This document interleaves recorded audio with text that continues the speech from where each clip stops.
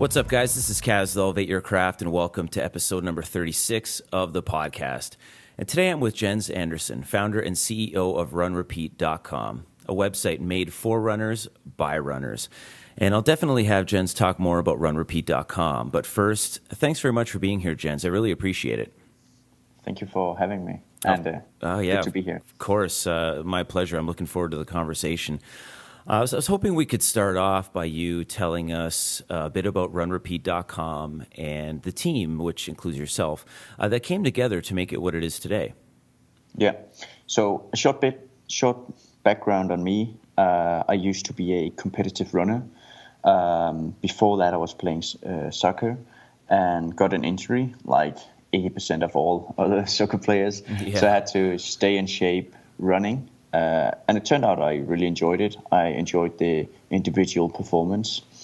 So later on, I started a running store, and I was annoyed that people bought the same 5 pairs of running shoes. So I realized that people are buying these shoes because they are popular and not necessarily because they are the better running shoes. You know, in a running store, there are typically like 30 to 50 pairs of running shoes, and 90% of sales are on just 5 pairs of running shoes. And other than that, the store picks those 30 to 50 shoes themselves, but there are like hundreds, thousands, around 1,000 running shoes on the market. Wow. So people don't get the full picture of the running shoes that's out there. Basically, the brands are dictating what people should buy. So that's the foundation of Run Repeat, me wanting to create a database where users rate running shoes so that you as an end user can get an overview of what others like and dislike. Yeah. And I mean, it's amazing that you even noticed that in the first place. You know, that the same shoes are out there. I mean, thinking about it, I don't even know that that's something I consider. But I mean, that was a world, and I'm sure is a world that you were very immersed in, so you'd probably notice it. And so what about the team that you have around Run Repeat? Because, you know, your individual experience is certainly one. And from what I could see of the team, there was a lot of different types of runners that make up the Run Repeat team. Yeah. So there's me, and I'm focusing on the short distance, like 5K. And most of the other guys, we have one who is an Olympian participant in the short distances. That's like 1,500 meters. He's doing 800 meters as well. We have a physiotherapist, and he specialized in running injuries. Then we got a triathlete who also did a marathon in just around 2:30. Wow. And the coolest guy, I think, is a guy, Jesper Kenne Olsen. Interested listeners should Google him. He ran around the world twice. And he's just an amazing guy. I mean, how would you even do that? Yeah, all the planning that goes into it, all the visas, all the practical stuff. And then, of course, running a marathon each day for a very long time. Yeah, that's incredible. He's a monster. And at the same time, you know, sometimes with those ultra runners, they tend to be very slow. But this guy, he has been one of the fastest runners in Denmark. Did a marathon just in, I think it was 2 hours and 27. So I'm actually really humble to be on this team. But the other guys are like just supporting me. And then I'm like the owner. And besides the guys that you see on, if you go to the About page or something, we're actually a team of 45 now. And it's a 100% remote team, so no one is working from the same location. I'm the only Dane. I see. Have people from US, Algeria, Ukraine, Romania, Bulgaria, China, Philippines, Pakistan.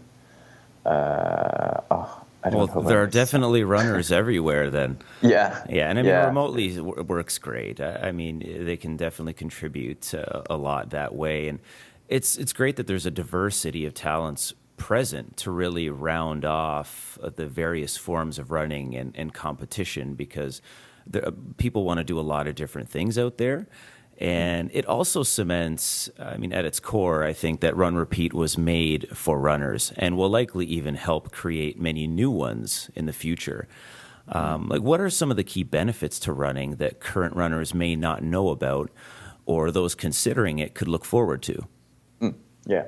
So there are obviously like hundreds of benefits of running. But if we take running generally as a sport, I'd say the greatest thing about running is that it's probably one of the sports that burns the most calories per minute invested into this sport.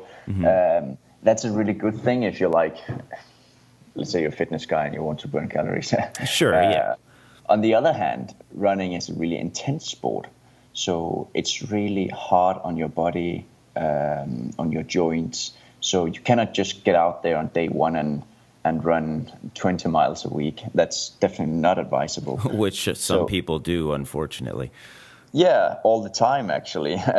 Especially people who have done this is a huge pitfall from people that they've done another sport. Let's say you've played tennis or played soccer, and now you decide you want to start running, and you're in good shape, right? And you're used to doing sport 3 to 4 times a week, so you pick up running and run 4 times a week.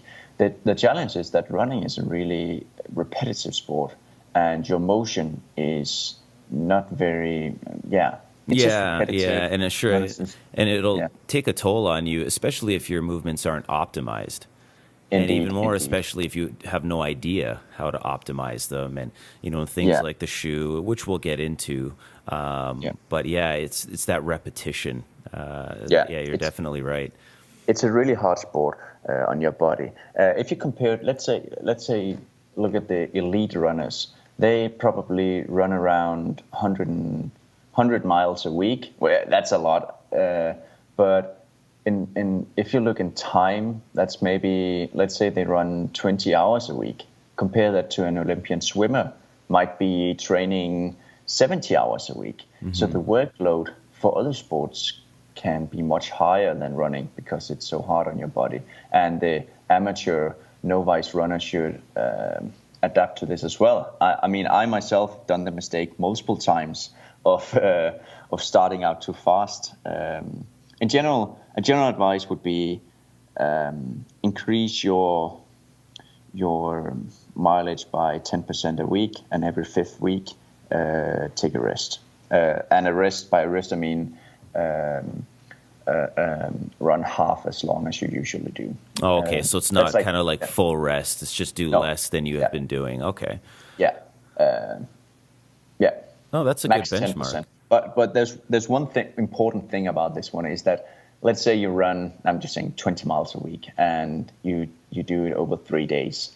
Let's say you do 7 miles. Not very advisable, but let's say you do that. Then, and you increase by 10%, so it's another 2 miles that week. Then it's not okay to also increase the intensity. So if you increase your mileage by 10%, you cannot do that in terms of interval training. That must be like easy jogs, right? So also, let's say you do 20 miles this week and you want to increase next week, but you want to increase your intensity, then maybe you can add some interval training, but you cannot also increase the mileage. Yeah. So you want to manage the variables involved. Yeah, it's like 10% volume, you could say, a week. Yes, but you want to keep the actual intensity consistent. Yeah. I see. Okay. And maybe 1 or 2 other key benefits that you can think of? There are many benefits. Let me mention a few, but many of these benefits are also like general for many other sports, but it's proved scientifically that you're more productive, you feel more confident, you are actually, there was a funny study that showed that men look more attractive when they are running 3 times a week, but that's one of the more funny ones.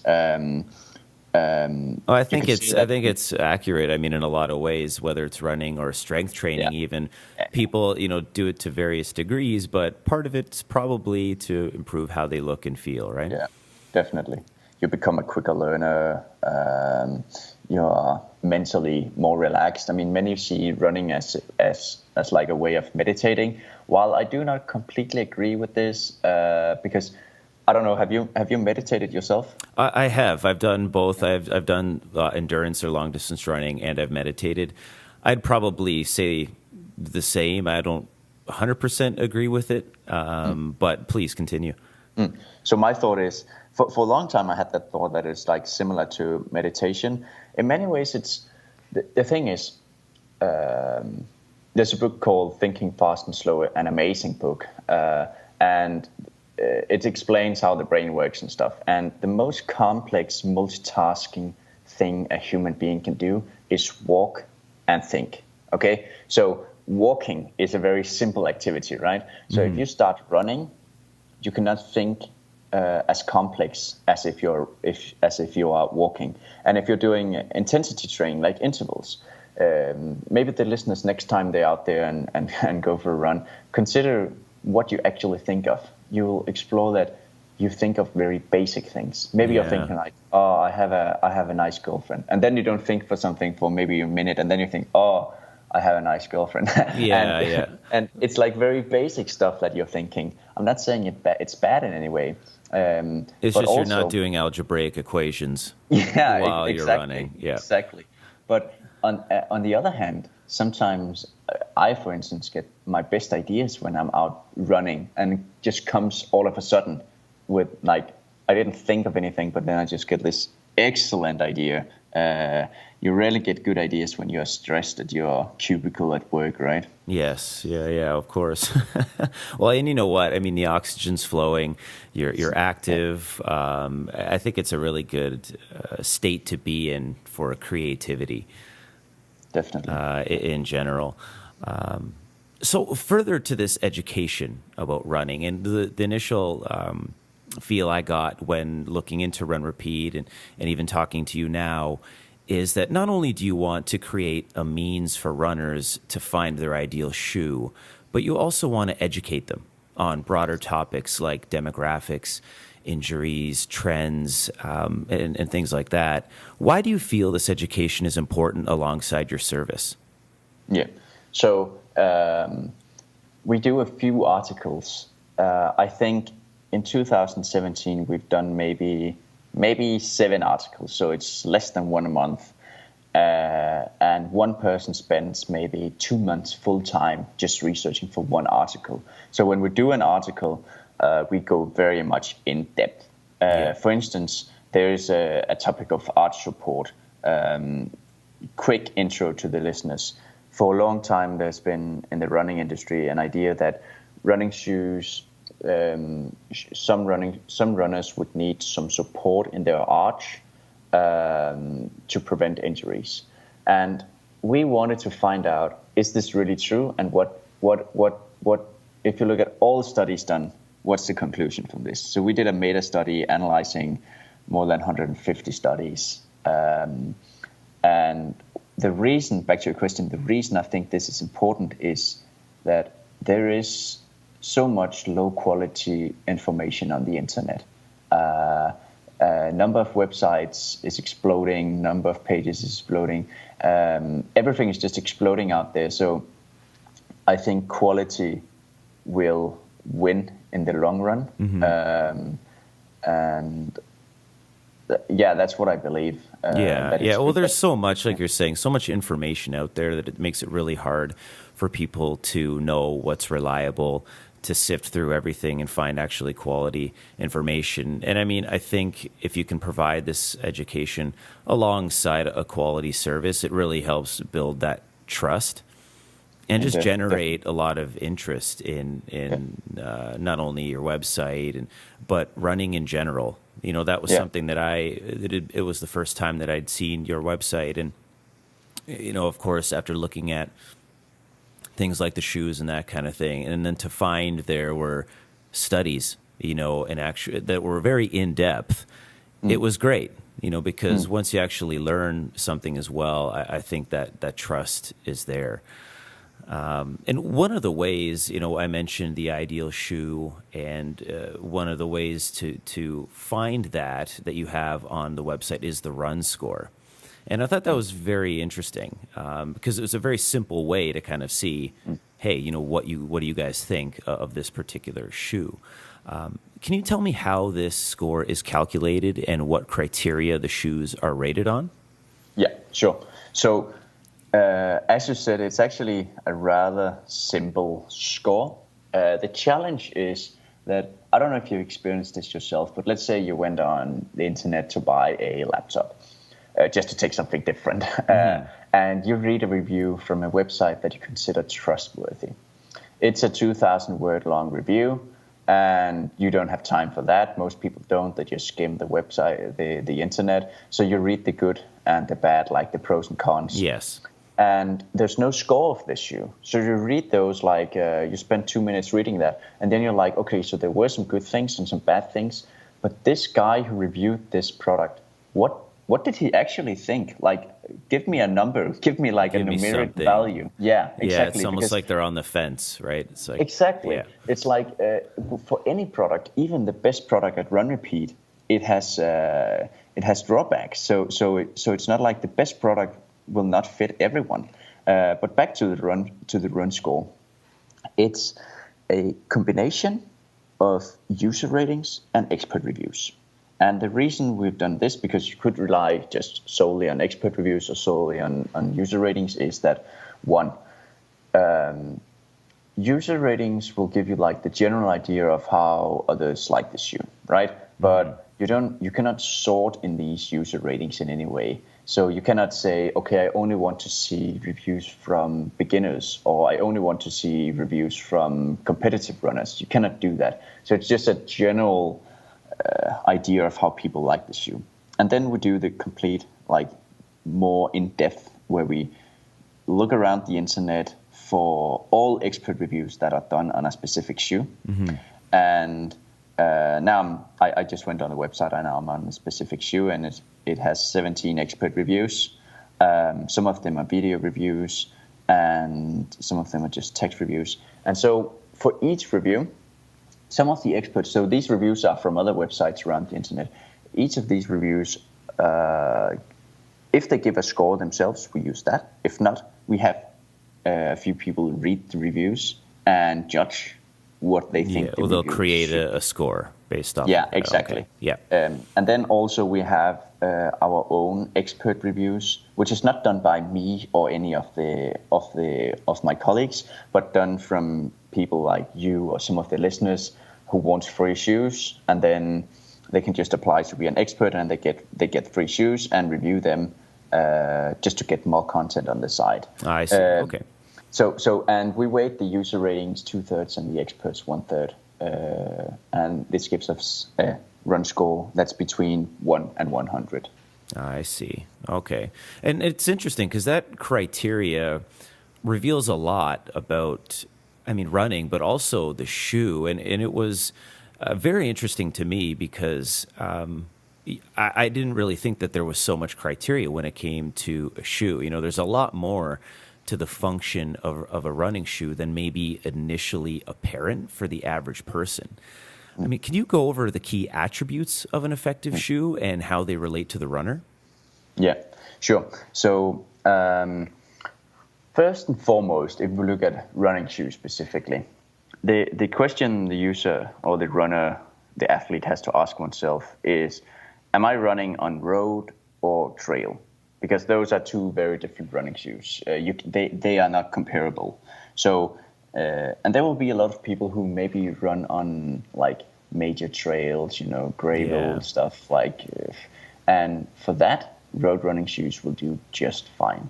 I think trail running is on the rise, but very often a good road running shoe will do the work. Then, if you are new to running, I would always go for like what we consider a daily running shoe, as opposed to a competitive competition running shoe. Okay. So the difference is mostly in the weight of the shoe. But if you go with a lighter shoe, let's see if we'll be touching on minimalism and maximalism and stuff like that. But either way, a lighter shoe has less support. And if you're new to running and you just want to jog for a few times a week, then I would go for like a standard running shoe. And then you can look at all sorts of features. Does it need to be waterproof? Do you want a low drop? So that's a huge topic in running. It's the heel to toe drop. Yeah, that's one I wasn't even aware of, and I still kind of don't understand. But please continue. Yeah. So heel to toe drop is the differential between the height of the heel and the forefoot. So there's a lot of discussion around this, and we will do a super in-depth article on this as well, considering all studies that are out there. And basically, some people swear to have low drop shoes, so where there's a low differential between heel and forefoot because it's more natural. And this, I mean, if you present something to someone and call it natural, it sounds good, right? Yes. Whether it's good or not really is another question. Yeah, but I can never, in this case, I cannot tell if it's good or bad. But if you're just a regular runner, you don't need to consider this too much. Most running shoes have a heel to toe drop of around 8 to 12 millimeters. And I would just try to avoid running shoes with a drop of less than 6 millimeters if you just want a standard running shoe.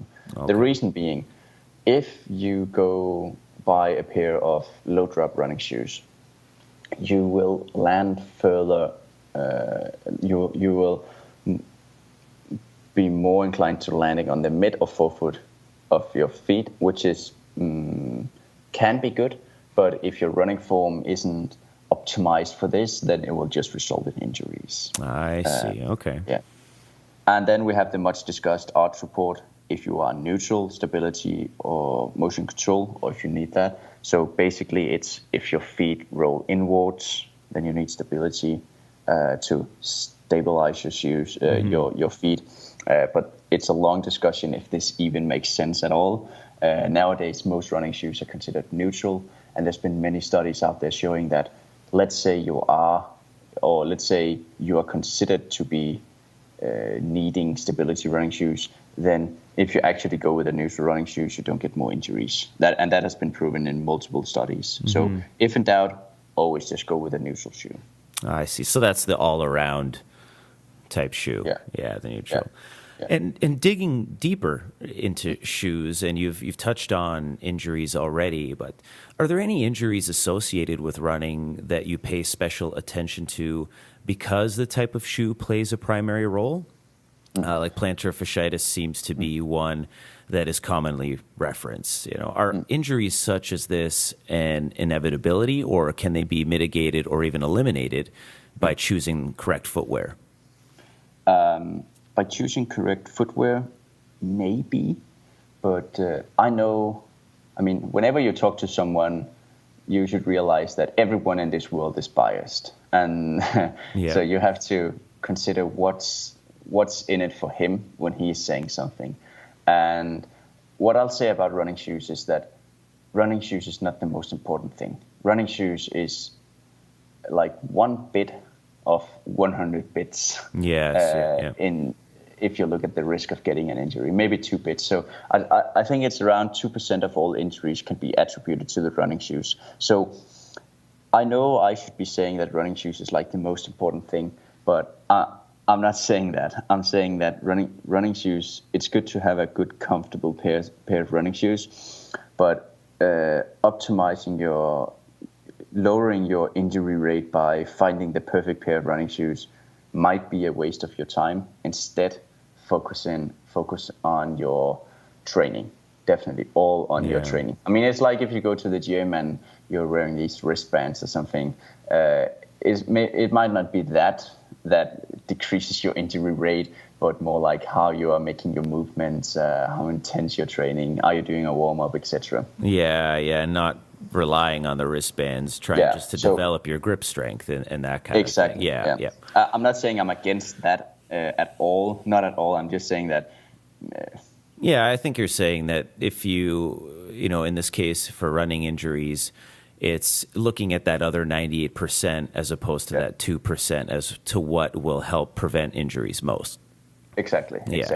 And it's like there was just a program I watched the other day about superfoods, and I'm sure there are many good things about blueberries, but very often an apple will do the same.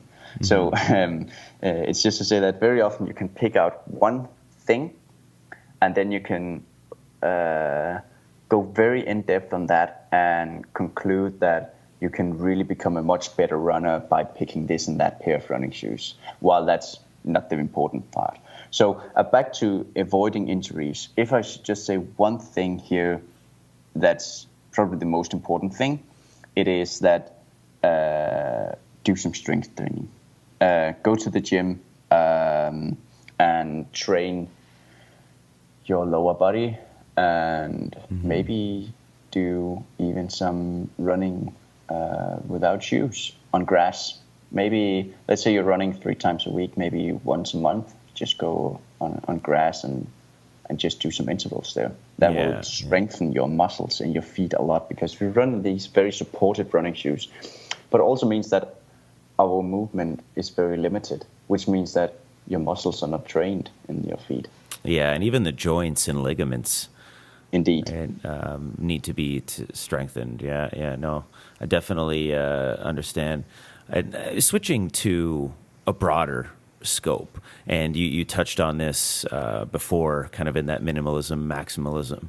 But what are your thoughts on current and future trends within running shoes?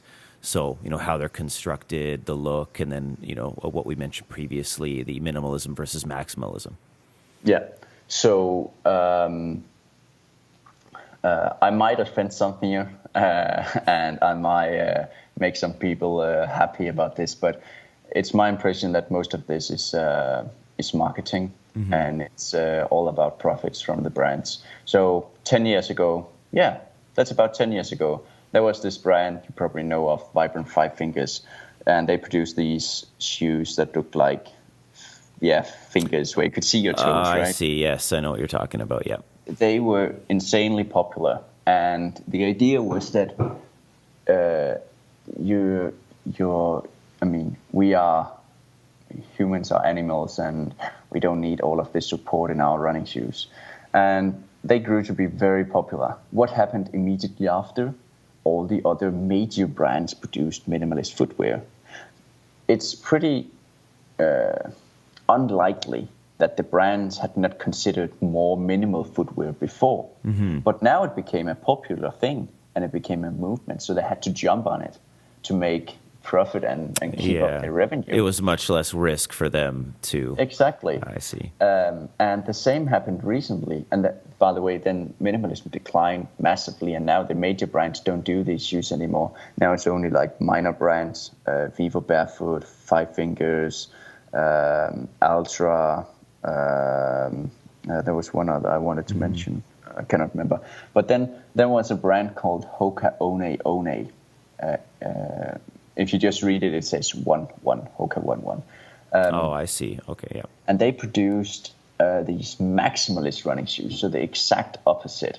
The funny thing is that what happens then? The major brands jump on the wagon as well as it becomes popular, and produce maximalist running shoes, and that's what's going on today. Many consider these shoes as like clown shoes because they're so big and bulky. But some swear to them. I have a good friend of mine. He swears to these shoes that that's just the best thing. If I can say one general thing about this, other than it being fashion and trends or whatever, is that the more minimal you go, the harder it is for your feet. The more maximalist you go, the harder it is for your hip. So if you have hip injuries, you better go with more minimal footwear, actually. And this is not something I've come up with. This is like well accepted. It's well established, yeah. Yeah, it really is. So that's what I can say. I cannot say one is better than the other. Yeah, it's just more, I guess, based off your own physiology, and then, of course, what you discussed as far as all of the marketing and that kind of thing. And I mean, that really says something, when something like minimalism can pick up and gain so much momentum, and then something the complete opposite comes out, and then it gains just as much or more momentum. And that relates to my next question. I think I can kind of get an idea of where you sit on this, but do you feel that there is a small group of shoes that would satisfy the needs of most runners, and that the presence of so many different types of shoes is simply a way for companies to go to market and sell more? Yeah, it first and foremost, it is a lot about money, as in any other industry. Of course, these brands always try to tell that they have worked on this shoe for 8 years, just doing research and development, and now they've finally found the formula to make you an excellent runner. And very often, I mean, anyone can say they spent 8 years on running shoes if they produced running shoes for 50 years, right? You can say, I mean, you can always argue that this new shoe is based on shoes from 4 and 5 years ago, and they were in development 2 years before that. So they always try to make it sound so fantastic. Yes, yeah. What I will say is that picking a pair of running shoes is very individual. If you just go to Run Repeat, which a lot of people do, and they just take the running shoe with the highest rank, then there's a good chance that you'll be satisfied.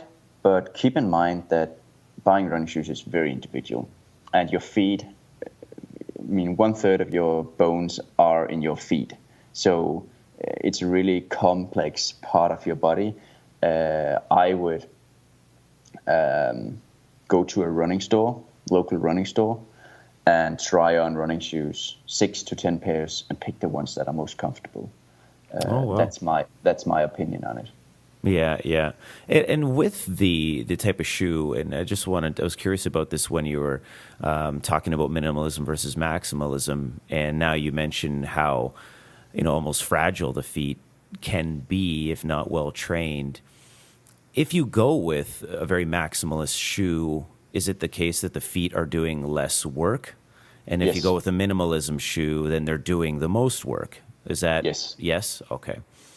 I mean that makes sense and kind of harkens to the individual shoe and the individual needs, I guess. Yeah. And it's interesting. Go ahead. I imagine one who has been doing, let's say, martial arts throughout their life would probably love minimalist footwear, and I think they would not get injuries from it because they've spent so much of their time barefoot. That was just a small their thing. feet would be prepared for less support, I guess. Yeah. And this whole idea kind of ties in nicely to my own experience because I happen to be in the scenario where I'm looking to get back into running and complete my first marathon. I have a moderately worn pair of, I think they're Nike Free Run 4s that were purchased pretty much because they looked cool and they're lightweight. But despite this, I would like to celebrate this pursuit by buying a shiny new pair of shoes. Yeah. And, I have a feeling this type of scenario is pretty common. And you did touch on a couple points, but what general advice would you give someone in this situation regarding buying new shoes? Are new shoes always necessary? How do I know when to buy new shoes, or should I buy in person, online? Yeah. So if it's your first pair, I would always go local. This is not to say that you should always. I'm not saying you should always support local shops. That's not what I'm saying. I'm also not saying that you should not support them. I'm saying for your best experience buying running shoes, I would go local. Because there's a good chance that if you buy online, you just pick what looks good, and then maybe when you get them, they feel like, this is okay. But in the store, you would have been able to try another 5 pairs, and you would actually pick a shoe that's more comfortable for you. Mm-hmm. So if you go with these shoes that you bought online, you might end up with an injury. And, at least for myself, if I get an injury, I'm depressed. It's the worst thing in my life. I definitely. An injury, it just kills everything. It's like it's a deep depression. It is, yeah, because you almost feel like you failed as well. Yeah, exactly. And I think it's worth the investment to go to the store and pay that extra, and also the time, because obviously there's some convenience buying online. But I would go to the local store. Consider when you go there, do consider that the person advising you, he's not an advisor. He's like a salesperson. Yeah. It's the same with the banks just before the financial crisis, right? Now we don't call them like. Now they are sales assistants, whereas previously they were like financial advisors or exactly. Yeah. And you should think of that as well when you go to a store. So and in terms of do I need new running shoes?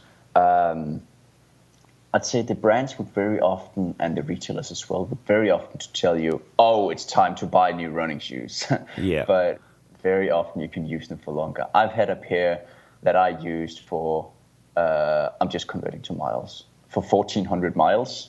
And I think the recommended is around 300 miles. Wow. And those shoes were just the best. I just loved them.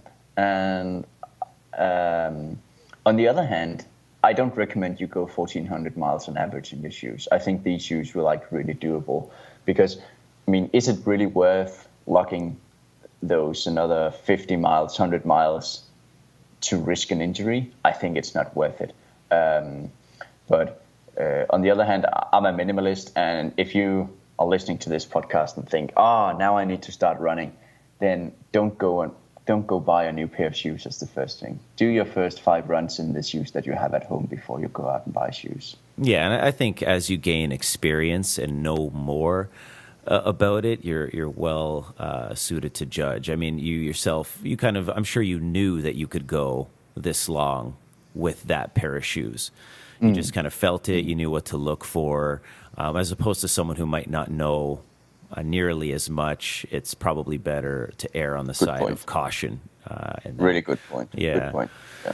There's, by the way, a few other things here because there's a myth out there. So one I really want to share is it's okay if you have a pair of running shoes that are 4 years old and you never used them. It's okay to run in them. There's no such thing as the gel is depleted or something like that. That does not exist. Do use those shoes. And as a general advice on how long you can run in those shoes, I would say you could do 600 miles. And if you want to be on the safe side, go with 500. But most retailers would probably say 300 to 400. But and I mean, consider this. I should be telling you to buy running shoes more often because if people buy more running shoes, I would make money from the website. But I'm not telling you that. I think people buy shoes too often.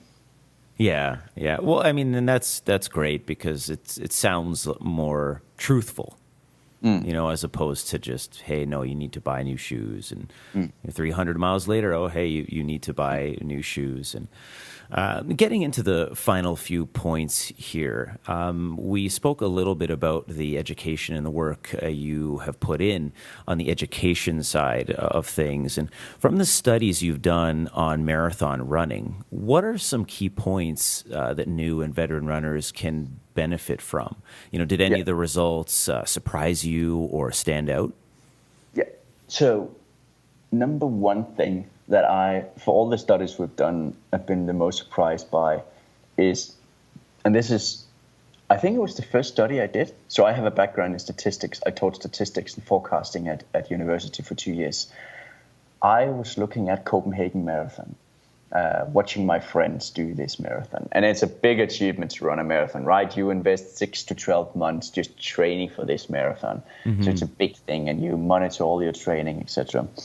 And when they were nearing the end, or when they hit like 20 miles or so, you hit the wall, the concept of hitting the wall when your glycogen is depleted, It's depleted, so you're only burning fat, and that is really painful. But, I mean, it's not like you have so much glycogen in your body, right? I think you can get up to 800. Maybe you can tell this better than I can, but an average guy, maybe if you're in good shape, can get up to 700-800 grams. Do you have an idea about that? You mean in the diet, or like how much is present for fuel? Present for fuel. I believe it's about 2,000 calories for the average person. Yeah. And which is why they'll kind of carry the gels and those kinds of things with them to get that glycogen back. Yeah. Exactly, because if you're just burning fat, It's a harder process for the body, and it's also more energy consuming for the body to burn fat. But so it's really important that you have enough fuel in your body. So of course you should make sure you have gels with you or take a banana on the road. But what I want to say is that I was surprised to see my friend slow down so significantly in the second half of the marathon, because you spent 6 to 12 months preparing for this marathon, yet you run the first half, let's say, in 2 hours and the second half in 2 hours and 20 minutes. That's not optimal. Mm-hmm. If you want to finish this race as fast as possible, which most people want to, then it's better to run 2 hours and 8 minutes plus 2 hours and 8 minutes. It's much more efficient. It's like, let's say you're going for a 5-mile run. No one would sprint the first 500 meters, right? You would be depleted afterwards. And while that is stretching it, it's like a way of explaining the idea that you should keep a consistent pace throughout the race. So that is learning number one that anyone could learn from. Start out slow and really resist to go faster. And I think that's where a lot of whether if you're minimalist and what people think about the technology associated with running, at the very least, I think understanding your pace throughout and having maybe a number or something to quantify that pace can really help people. And, Definitely. For experienced runners, maybe they just kind of know. They have that feel of, okay, I'm maintaining a consistent pace. Yeah, and do run with a watch in that case, because 26 miles is really long, and going up and down in speed is not preferable. So, and you can always, if you're running a marathon, you can always follow one of those balloons. They're like paces who go with a specific pace. Just follow one of those. But one thing here, actually, I prefer to run just in front of those, because these guys, they run with a GPS watch that's telling them, okay, now you're running the exact pace you should. And let's say a small hill is ahead. Then they will keep the same pace on the hill. But the resistance for you as a runner is higher. Yes. So your heart rate goes up. And throughout the race, you want to keep a consistent.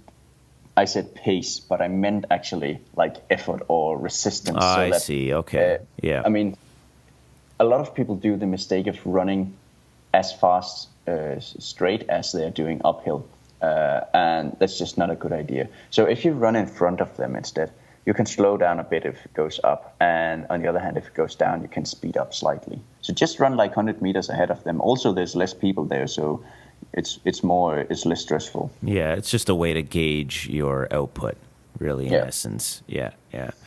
So I guess these studies and the intense work that you do put in is just to kind of give yourselves and other people more insight into the subtleties of marathon running and the statistics and that kind of thing.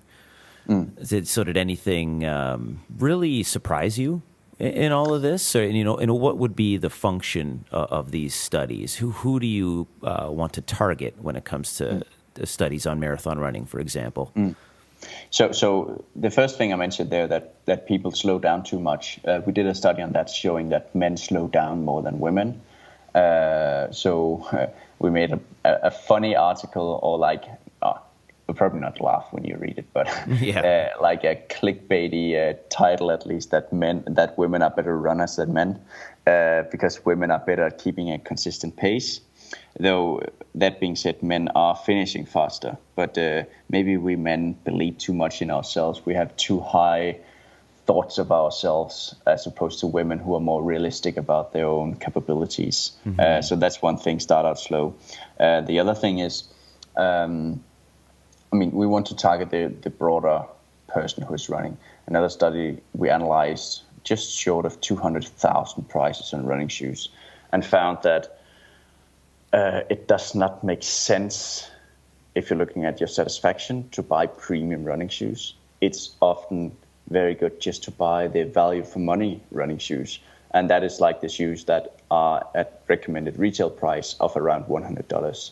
Because if you go for the premium ones that are like, let's say, $160, sure, you might get a shoe that's slightly better, but very often you get features that you don't really need, and you maybe get more support than you need, which actually makes the shoe heavier and makes you slower, because the place you want added weight. If you, let's say you needed to add 1 kilogram to your body, belly, fine. Arms, not preferable, but the worst place would be on your feet, right? They are moving so much throughout a marathon. I see, yeah. So having heavy running shoes is not preferable. And that would be in kind of your standard concrete. It would maybe be different for heavy trail, that kind of thing, where you require... Yeah, okay. So this would just be your sort of street conventional marathon that you're referring to. Okay. Yeah, and I'll definitely reference the studies that you've done in the show notes in case anyone would like to do further reading. But how can people learn more about Run Repeat and your services? Well, there's this website called Run Repeat. And if anyone has any feedback or questions for me, just shoot me an email at Jens, so that's JENS @runrepeat.com, and I'm happy to help. Is there a social media presence at all, or anything that you'd like to leave? I don't use social media too much, actually. The best would just be your email and the website. I'd say so. Yeah. I know everyone. I mean, it's not that I don't have a social media, and people can add me. I can share the link, but I don't really use it. So I think people will just get bored. Yeah. Hey, no problem. I'll definitely reference Jens' email in the show notes. But is there anything else that you'd like to say before we sign off? We're always looking for other team members to join us. And we are expanding to a training category at the site, which will include weightlifting, CrossFit shoes, that kind of stuff, and regular training shoes. So if anyone is a super geek within this area, or just wants to join the company, just reach out. And if there's anything I can help with for any of the listeners, just reach out. Okay, great. And thanks, Jens, very much for doing this. It was great. I really appreciate it.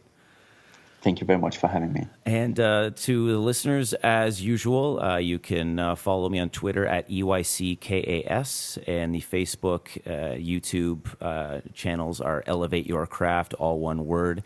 And you can find the podcast on iTunes at Elevate Your Craft, all one word. And then finally, the website is www.elevateyourcraft.net. And that's it for us today. Thanks very much.